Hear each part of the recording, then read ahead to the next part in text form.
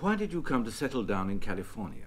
I went to California not intending to stay indefinitely. I went, first of all, to stay with Frida Lawrence in her ranch in New Mexico, and then went on to California to see some friends there. And I had this idea of going on to India after that.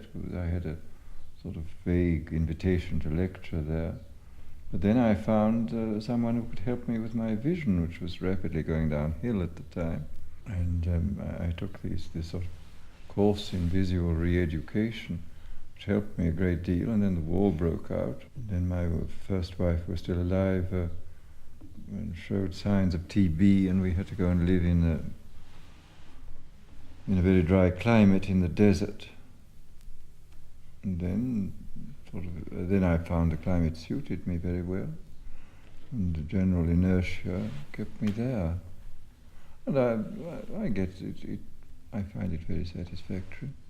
I see better in a bright climate than in a dark one, and I feel better in a warm climate than in a cold one. You lectured a good deal in American universities. I was lectured for every week for 2 semesters at the University of California at Santa Barbara, and then I lectured at Massachusetts Institute of Technology last autumn.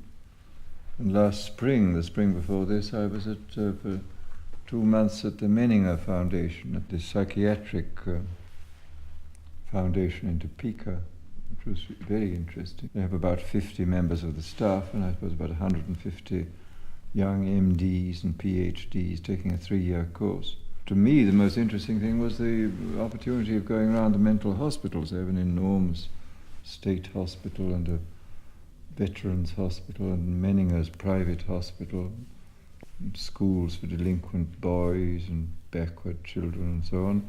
One could see anything one wanted there, and it was very interesting.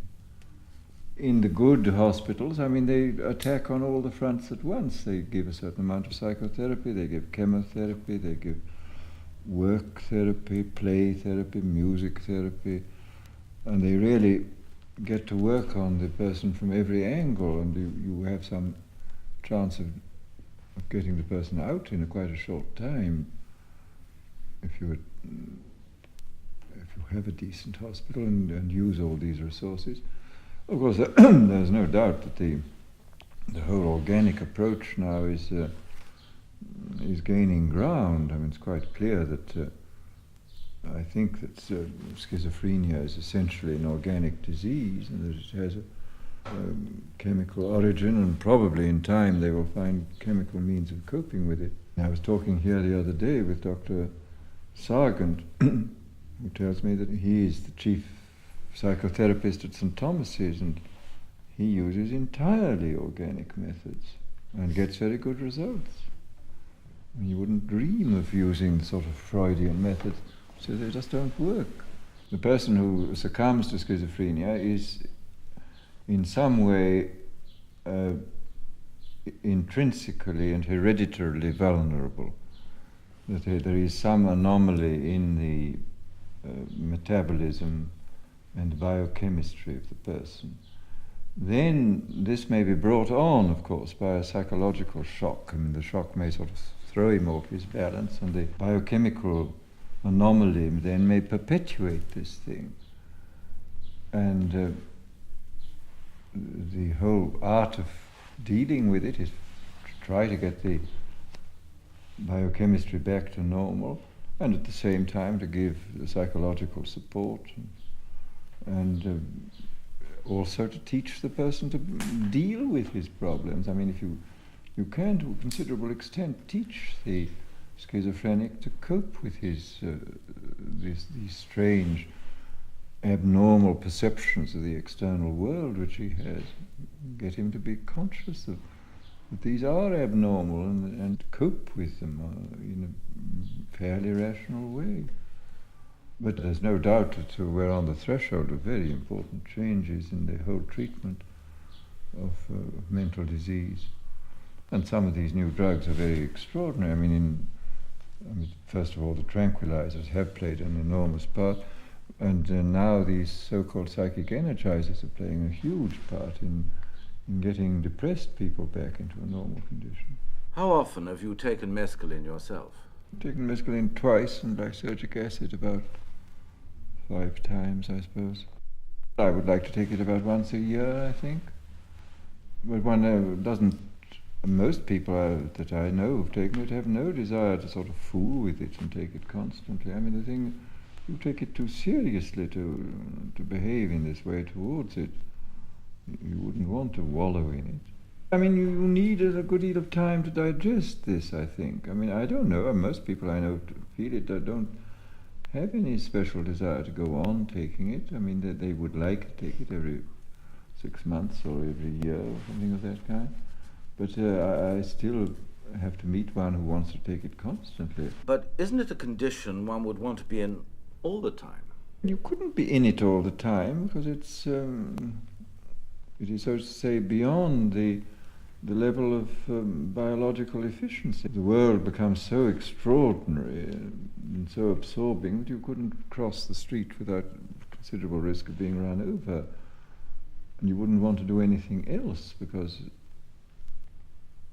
just experiencing this thing is so extraordinary. Is the effect the same on everyone? Statistically, about 70%, 75% probably get a good and positive, happy result from it. A certain percentage get no results, and a certain percentage get very unpleasant and hell-like results out of it, get very frightened. Mine were always positive. I didn't have what some people have, which is a great elaborate visions with the eyes closed. Some people have the most elaborate and circumstantial visionary experiences. With the eyes closed, I merely see sort of living geometries, but never any of these great landscapes and figures and architectures which some people see.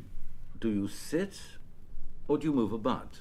You spend a lot of time sitting quietly, looking at things, and getting these sort of strange metaphysical insights into the world.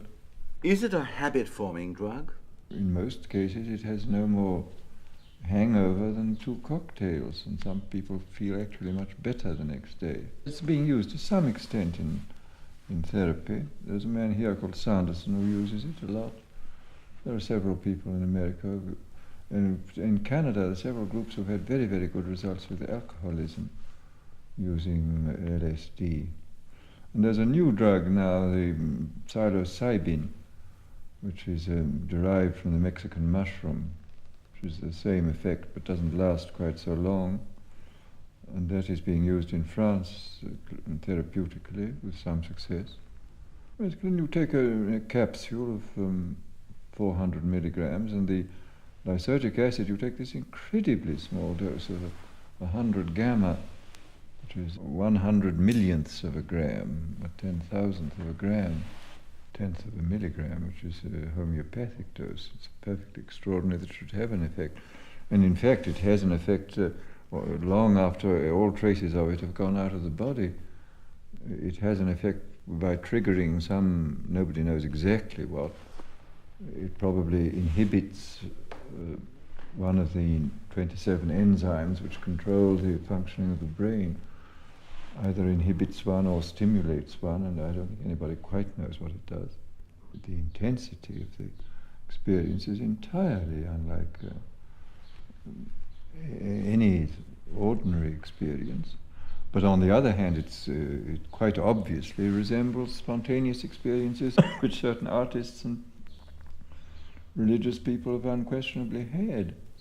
It's an immense intensification of the transfiguration of the external world into incredible beauty and significance.